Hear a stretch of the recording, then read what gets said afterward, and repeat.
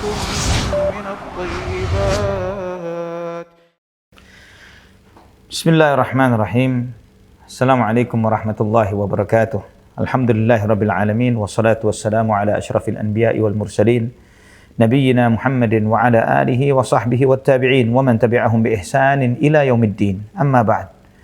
Saudaraku fillah rahimani wa rahimakumullah, pemirsa Fatwa TV yang dirahmati oleh Allah Subhanahu wa taala.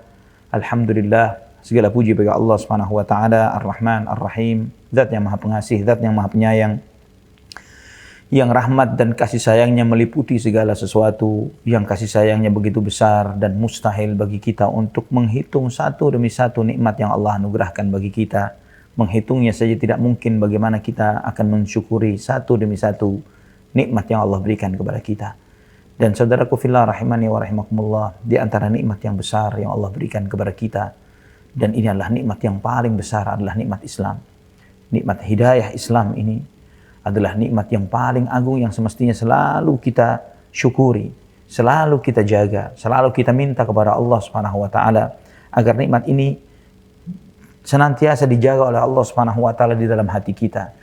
Ditambah nikmat itu sehingga bertambah iman kita, bertambah takwa kita kepada Allah Subhanahu wa taala, bertambah rasa takut kita kepada Allah Subhanahu wa taala, dan meminta kepada Allah husnul khatimah, mati di dalam agama ini.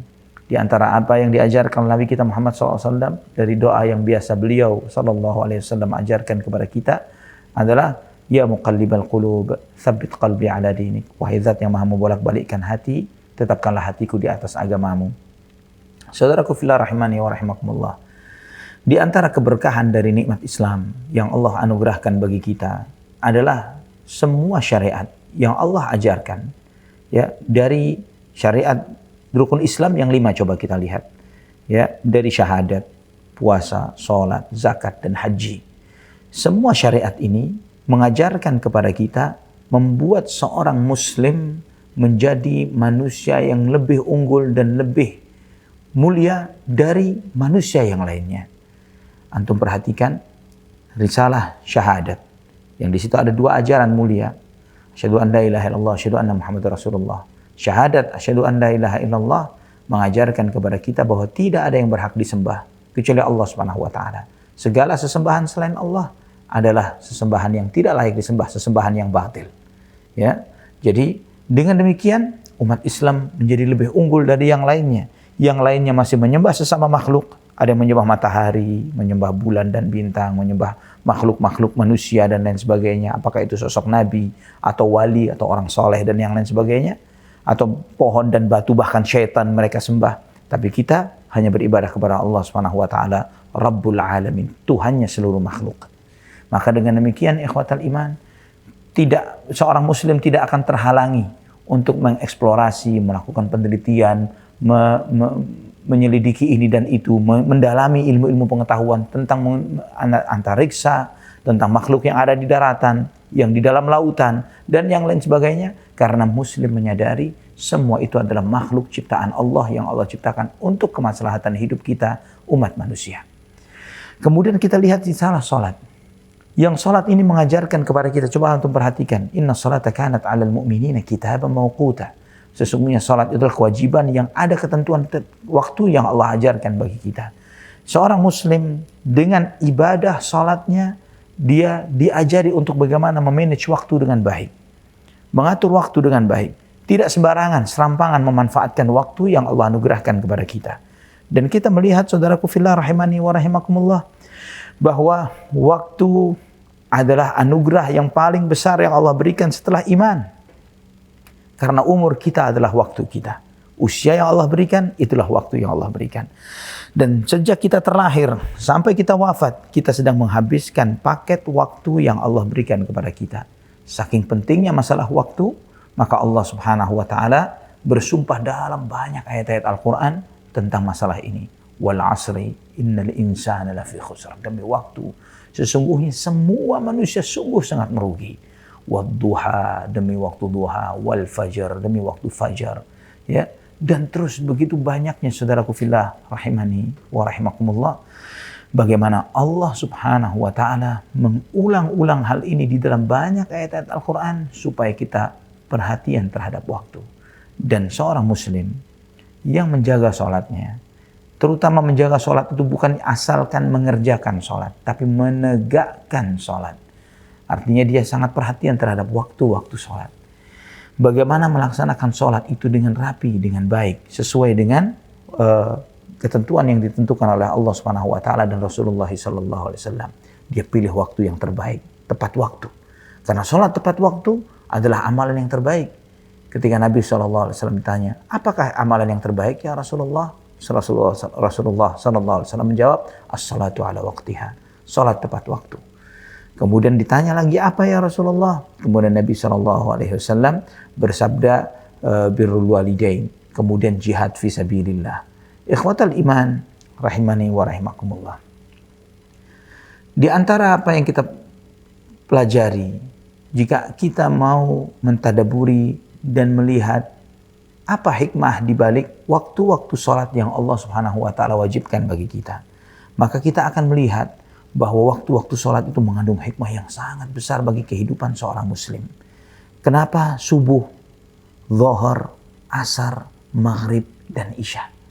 Subuh adalah waktu permulaan ketika kita mengawali hari kita. Yang di awal itu kita baru bangun dari tidur kita, ya, dan itu adalah saat yang paling besar bagi seorang manusia sebagai seorang hamba Allah untuk mensyukuri nikmat besar yang Allah anugerahkan kepadanya, yaitu tambahan waktu untuk beramal, tambahan waktu untuk menjadi makhluk yang bermanfaat untuk sesama makhluk yang lainnya. Ikhwatal iman rahimani wa rahimakumullah. Maka seorang muslim mengawali harinya dengan mensyukuri nikmat Allah dengan melaksanakan sholat subuh. Bukan dengan mengkonsumsi makanan, bukan dengan memikirkan dunianya, bukan memikirkan ini dan itu, tapi menunaikan hak yang telah membuatnya ada dari tidak ada. Hak dia yang telah memberi rizki kepadanya, hak dari zat yang telah membangunkannya dari tidurnya, membangunkannya dari kematiannya. Kemudian zuhur, di tengah kesibukan kita, panasnya hati dan pikiran kita, di saat kita lagi konsen luar biasa dengan pekerjaan kita, tapi seseorang yang tergila dengan dunianya, dia tidak menyadari bahwa di dalam semua ambisi, semangat, selalu ada klimaksnya, ada titik-titik jenuh. Namun tidak bagi seorang mukmin dan muslim yang benar. Mereka di saat itu diingatkan dengan azan zuhur. Berhenti sejenak, cooling down, kurangi volume, kurangi frekuensi, sejukkan diri, air wudhu, sholat, bermunajat kepada Allah Subhanahu wa taala. Kemudian saudaraku fillah rahimani wa rahimakumullah, ketika kita sudah mulai menginjak kejenuhan dan kelesuan, mulai ngantuk, mulai kebosanan itu datang kepada kita, maka di saat itu kita diingatkan lagi dengan sholat asar, yang itu merecharge ulang, mengecharge ulang semangat kita untuk memiliki waktu yang lebih berkah, produktivitas yang lebih baik. Dengan setelah kita sholat asar, kita memiliki masa yang cukup nikmat, yang cukup indah untuk kita istirahat, bermunajat kepada Allah Subhanahu wa taala, menenangkan hati dan pikiran kita, meminta kepada Allah agar Allah mudahkan semua apa yang sedang kita laksanakan. Ya, kita lupakan sejenak semua PR-PR, masalah-masalah penat-penatnya hati dan pikiran kita. Setelah itu, kemudian kita melanjutkan sisa yang tersisa dari hari itu. Dan kita akhiri hari itu dengan witir siang hari, yaitu sholat maghrib. Witrun nahar, witir yang ada di siang hari. Nah, penutup hari itu kita tutup dengan ibadah. Terbenamnya matahari, kita memohon kepada Allah Subhanahu wa taala. Kita mulai meredupkan segala sinyal-sinyal kehidupan dari semua kesibukan-kesibukan. Saatnya waktu ini bukanlah yang kita sibukkan semuanya dengan dunia, tapi ada waktu bahwa dirimu memiliki waktu, Tuhanmu ada waktu untuk yang harus kamu tunaikan, keluargamu, semua adalah hak yang harus ditunaikan bagi seorang muslim. Dan saudaraku fillah rahimani wa rahimakumullah, setelah itu waktu isya, betul-betul waktu masuk waktu malam, kita saatnya menenangkan semua aktivitas kita, hati, pikiran, kesibukan-kesibukan.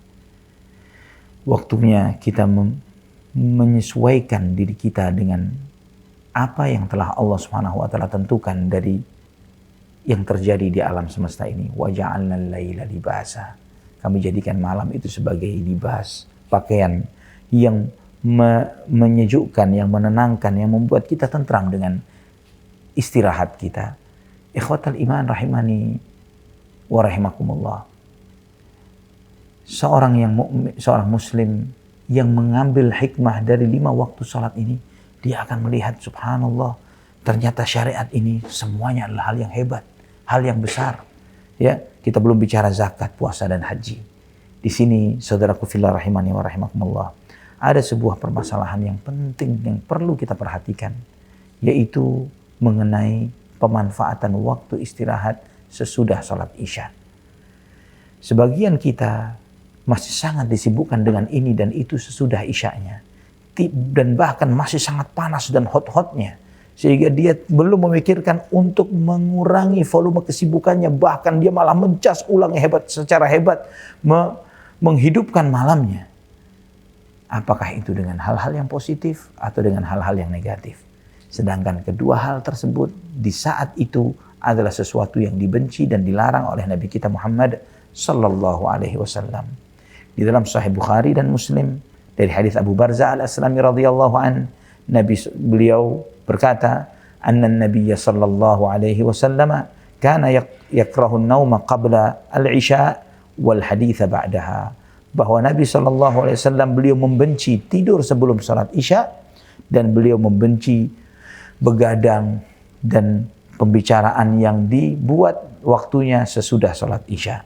Al-Imam Al-Hafidh Ibnu Hajar rahimahullah beliau menjelaskan tentang hal ini, karena tidur sebelum salat Isya bisa menyebabkan seseorang terlewatkan dari waktu melaksanakan salat Isyanya secara mutlak, dan atau malah di waktu-waktu yang mepet dari waktu salat Isya itu, dan begadang sesudah salat Isya menyebabkan dia tertunda untuk melaksanakan salat subuh tepat waktu, ya, atau dari waktu yang sebenarnya, atau bahkan tidak salat subuh sama sekali. Maka di antara apa yang terekam dalam jejak salafus saleh terdahulu, Umar bin Khattab radhiyallahu an sampai menerapkan hukuman bagi mereka-mereka yang masih begadang dan berkumpul-kumpul sesudah salat Isya. Dan beliau menegaskan, asamaran awwalul laili wa nauman akhirahu. Apakah di awal malam kalian begadang, kemudian di akhir malam malah kalian tidur? Ya, ini bukan sifat dan sikap seorang mukmin. Seorang mukmin tidur di awal malam, di akhir malam bangun bermunajat di saat turunnya Allah Subhanahu wa taala pada sepertiga malam yang terakhir, meminta kepada Rabbul Alamin, ya, mendekat kepada Allah Subhanahu wa taala, berduaan dengan Allah Subhanahu wa taala. Saudaraku fillah rahimani wa rahimakumullah, di antara bahaya dan madarat dari begadang adalah menyebabkan seseorang terlewatkan dari waktu salat subuhnya, sehingga dia kehilangan maslahat yang besar, pahala yang besar yang Allah sediakan bagi seseorang yang menjalankan salat subuh. Bahkan Allah Subhanahu wa taala menyampaikan bakal munculnya generasi yang begitu mudahnya menyanyiakan salat. Allah berfirman dalam surat Maryam ayat 59, "Fakhalafa min ba'dihim khalfun adha'us salata wattaba'us syahawati fasawfa yalqawna ghayya." Dan muncullah generasi sesudah mereka. Yang generasi ini adha'us salat wattaba'us syahawat. Mereka menyanyiakan salat dan mereka memperturutkan syahwat dan hawa nafsu. Fasawfa yalqawna ghayya. Mereka akan terjerumus ke dalam kesesatan. Saudaraku fillah rahimani wa rahimakumullah, antum perhatikan ayat ini, generasi yang menyanyiakan salat dan akhirnya memperturutkan syahwat. Karena dua hal ini beriringan. Ketika seseorang mulai menyanyiakan salatnya, dia tidak akan bisa mengontrol syahwatnya. Dia pasti memperturutkan syahwat dan hawa nafsunya. Dan sebaliknya, ketika dia pandai menjaga waktu sholatnya, maka dia akan diberi kemudahan oleh Allah Subhanahu wa taala untuk bisa mengekang dan menjaga syahwatnya. Karena sholat mencegah dari perbuatan keji dan munkar. Ikhwatal iman, saudaraku fillah rahimani wa rahimakumullah. Nabi sallallahu alaihi wasallam bersabda dalam sebuah hadis yang sahih dalam Sahih Muslim, "Man shalla salatas subh fahuwa fi dhimmatillah." فلا يطلبنكم الله من ذمته بشيء فإنه man yatlubhu min dhimmatihi bi syai'in yudrikhu thumma yakubbahu ala wajhihi fi nari jahannam. Barang siapa yang melaksanakan salat subuh, maka dia berada di dalam naungan Allah Subhanahu wa taala. Maka janganlah seseorang berani-berani mengganggu dan menyakiti orang-orang yang berada di dalam naungan Allah Subhanahu wa taala. Barang siapa yang berani menyakitinya, maka dia akan dibalas oleh Allah Subhanahu wa taala dan dia akan dipanggang dengan wajahnya di dalam api neraka. Hadis ini sahih dalam Sahih Muslim. Juga Nabi sallallahu alaihi wasallam bersabda dalam hadis yang sahih juga dalam Sahih Muslim dari Ammarah ibnu Rubah radhiyallahu an, ibnu Ruwaibah radhiyallahu an, lan yalijan nara ahadun shalla qabla tulu'i syamsi wa qabla ghurubiha. Tidak akan masuk ke dalam neraka seseorang yang salat sebelum terbitnya matahari dan sebelum terbenamnya matahari. Saudaraku fillah rahimani wa rahimakumullah. Juga di antara bahaya dari begadang adalah menyebabkan seseorang terlewat dari waktu golden time-nya setiap muslim. Kapan itu? Qiyamul lail. Saat berduaan dengan Allah. Salat yang paling baik setelah salat fardu adalah salat malam, salat tahajud. Allah berfirman tentang sifat orang-orang beriman, kanu qalilan minal laili ma yahja'un wa bil ashari hum yastaghfirun. Di sebagian kecil dari waktu malam mereka tidak tidur. Mereka bangun. Di waktu sahur, mereka meminta istighfar, memohon ampun kepada Allah Subhanahu wa taala. Ikhwatal iman, rahimani wa rahimakumullah. Allah menyebutkan juga tentang ahlul jannah, tatajafa junubuhum 'anil madaji'i yad'una rabbahum khaufan wa tama'an wa mimma razaqnahum yunfiqun. Lambung mereka jauh dari tempat tidur mereka. Apa yang mereka lakukan? Apakah main game? Apakah browsing sana dan sini yang tidak manfaat? Ya, apakah nonton televisi channel demi channel yang semuanya membuat dia susah, kehilangan waktu istirahat dan tidurnya, dan membuat pikiran dan hati dan otaknya semakin kacau dan kusut? Apakah itu? Tidak. Di waktu malam itu ketika lambung mereka jauh dari tempat tidur mereka, bukan mereka sedang mencari menu makanan tengah malam. Ya, bukan mereka memainkan game ini dan itu. Bukan pula mereka itu browsing sana dan sini, melihat hal-hal yang haram dan maksiat. Tapi mereka yad'una rabbahum khaufan wa tama'a. Mereka berdoa meminta kepada Tuhan mereka dengan penuh harap dan rasa, dengan penuh takut dan berharap kepada Allah Subhanahu wa taala. Wa mimma razaqnahum yunfiqun, dan mereka menafkahkan sebagian dari apa yang rezeki yang kami berikan kepada mereka. Di antara pesan malaikat Jibril alaihi salam kepada Nabi kita Muhammad sallallahu alaihi wasallam dalam hadis yang sahih dalam Mustadrak al-Hakim dari Sahal bin Sa'ad radhiyallahu an, ketika Jibril alaihi salam berpesan kepada Rasulullah sallallahu alaihi wasallam, ya Muhammad ish ma syi'ta fa innaka mayyitun. Wahai Muhammad, hiduplah semaumu tapi ingat kamu bakal mati. Wa amal ma syi'ta fa innaka majziyun bih. Beramallah semaumu dan ingat kamu bakal dibalas dengan apa yang telah kamu perbuat. Wa ahbib man syi'ta fa innaka mufariquhu. Cintailah siapa yang kamu cintai, tapi ingat kamu bakal meninggalkannya.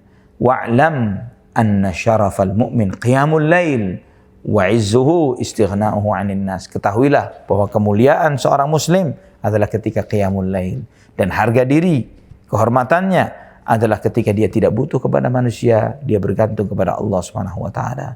Ikhwatal iman, saudaraku fillah rahimani wa rahimakumullah. Juga di antara bahaya begadang adalah kita menyia-nyiakan waktu. Dan waktu ini bukanlah hal yang gratis. Waktu ini adalah nikmat yang bakal ditanya oleh Allah Subhanahu wa taala. Dalam hadis yang diriwayatkan Imam At-Tirmidzi dalam sunannya dari Abu Barzah Al-Aslami radhiyallahu an, Nabi sallallahu alaihi wasallam bersabda, "La tazulu qadama 'abdin yaumal qiyamati hatta yus'ala an umrihi fima afnah." Wa an ilmihi fima fa'al, wa an malihi min aina iktasabahu wa fima anfaqahu, wa an jismihi fima ablah. Tidak akan berjejak kedua langkah kaki anak Adam pada hari kiamat sampai dia ditanya tentang umurnya. Habis di mana umur tersebut? Ilmunya, apa yang diamalkan dengan ilmunya? Hartanya, dari mana dia peroleh? Kemana dia belanjakan? Fisik yang Allah berikan, habis dan rusaknya fisik ini di mana? Saudaraku fillah rahimani wa rahimakumullah. Ini terkait dengan orang yang menghabiskan waktu malamnya, begadangnya, ya, memanfaatkan begadangnya untuk sesuatu yang positif, yang manfaat, hal-hal yang baik. Itu pun tercela dan tidak baik. Ya, Bagaimana jika kita habiskan waktu hanya dengan browsing sana sini, mengikuti channel ini dan itu, membuka-buka media-media sosial kita, ya, mengikuti berita sana sini, kepo ini itu dan ini, ya, yang semuanya sebagian besar 99,99% yang kita tonton adalah hal-hal yang tidak memberikan maslahat dunia dan akhirat kita sama sekali. Bahkan menjadi beban pikiran yang semakin berat, membuat was-was semakin takut, membuat kita semakin gelisah, galau dan yang lain sebagainya. Syekh bin Baz rahimahullah ketika beliau ditanya tentang hal ini, beliau menjelaskan bahwa tidak boleh bagi seorang muslim untuk begadang di waktu malam.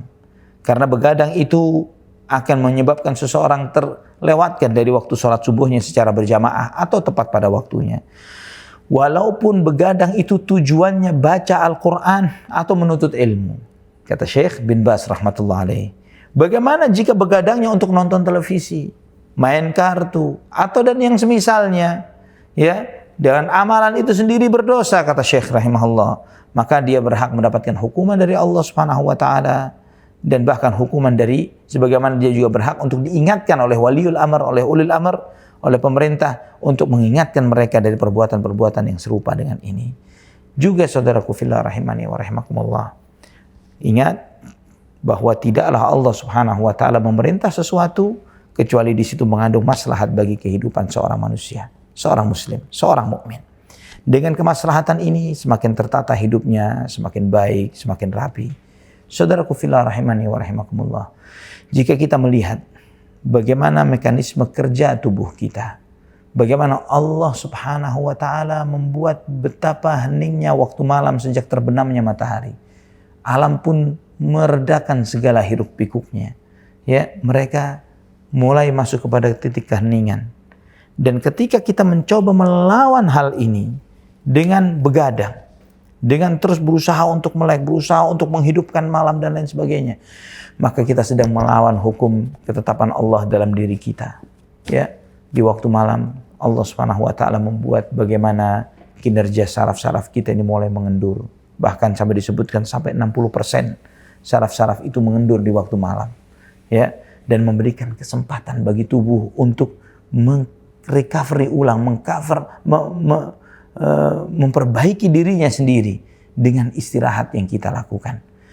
Ya, saudaraku fillah rahimani wa rahimakumullah, Allah Subhanahu wa taala berfirman dalam surat An-Naml ayat 86, alam yarau anna ja'alna al-laila liyaskunu fi. Apakah mereka tidak melihat bahwa sesungguhnya kami jadikan malam itu agar mereka tentram dan istirahat di waktu itu. Tidur di awal malam memiliki kualitas yang tidak bisa dibayarkan dengan apapun di siang hari. Dengan apapun di siang hari. Sebagian kita yang pernah mengalami begadang, tidak tidur malam, maka ketika dia setelah subuh, setelah siang hari, dia berusaha pengen tidur untuk membayar katanya apa yang semalam tidak dia lakukan, tidak sempat dilakukannya. Ternyata dia mau tidur sebagaimana rupa pun tidak bisa membayar kualitas tidurnya di malam hari. Saudaraku fillah rahimani wa rahimakumullah. Dan sebagian besar tubuh kita, ya, termasuk juga kelenjar getah bening yang ini memberikan kekuatan dan imunitas kepada tubuh kita. Itu terproduksi ketika kita sedang istirahat, ketika sedang tidur. Ya, bahkan ternyata penelitian modern mengatakan kelenjar getah bening tidak hanya ada pada tubuh kita saja, bahkan termasuk di otak kita. Yang dengan itu ada proses pencucian otak, pembersihan dari sampah-sampah yang ada di kepala kita. Ya, itu yang membuat kita ketika kita bangun kita fresh, beban-beban masalah menjadi jauh berkurang, kesedihan menjadi intensitasnya menjadi jauh lebih hilang, ya, dan demikian pula dengan hal-hal yang lainnya.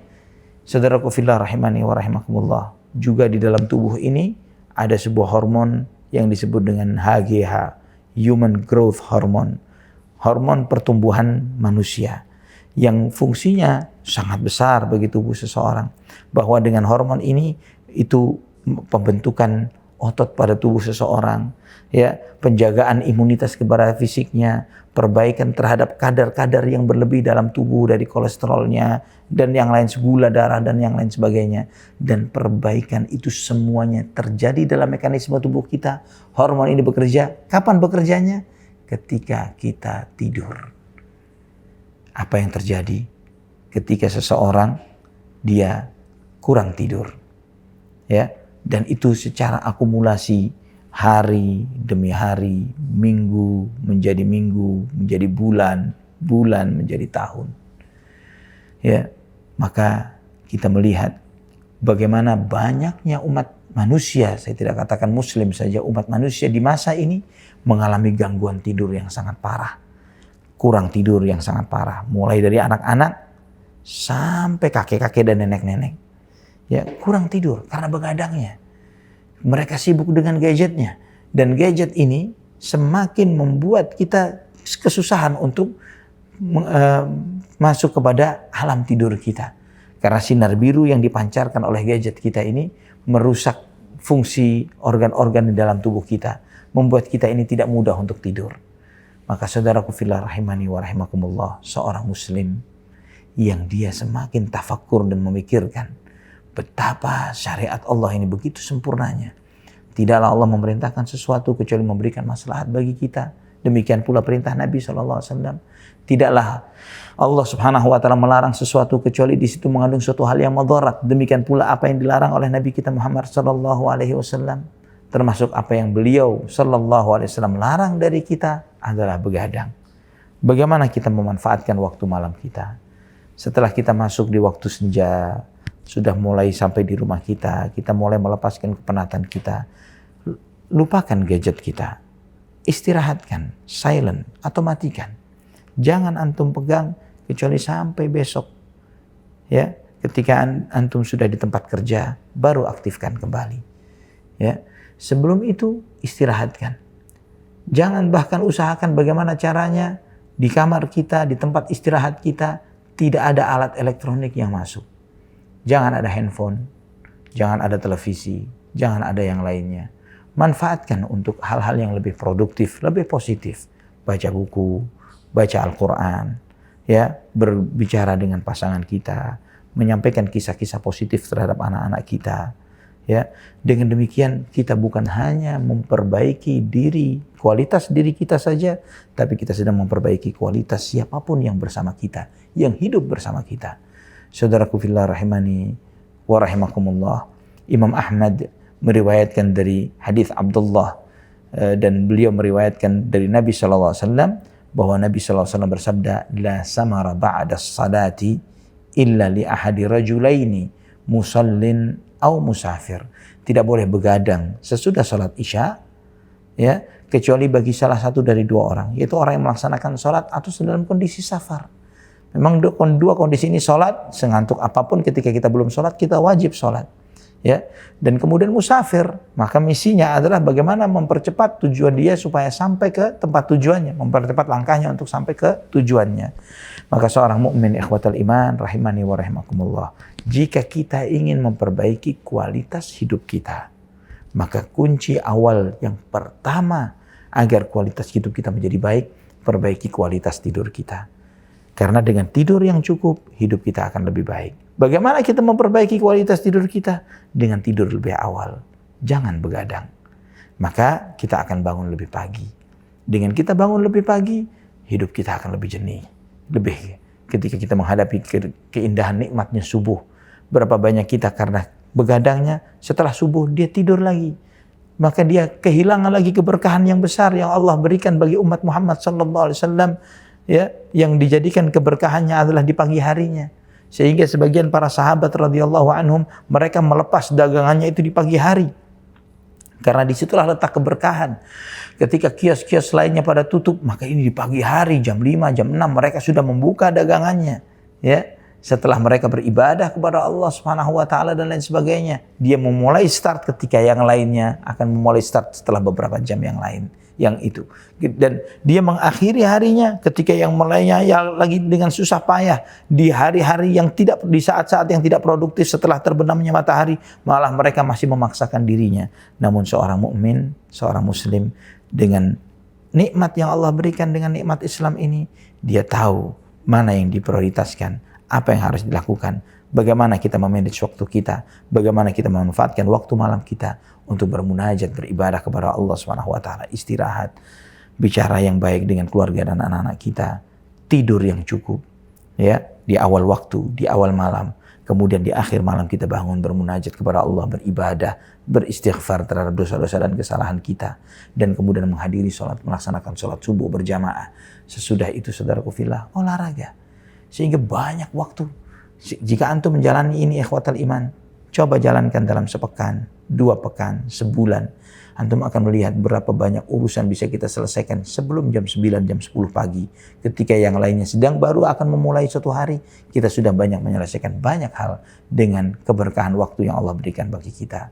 Ini saudaraku fillah, sedikit nasihat. Jangan begadang, yang semoga banyak akan memberikan perubahan besar bagi kehidupan seseorang. Aqulu qawli hadza, subhanakallahumma bihamdik, asyhadu an la ilaha illa anta astaghfiruka wa atubu ilaik. Wassalamu alaikum warahmatullahi wabarakatuh.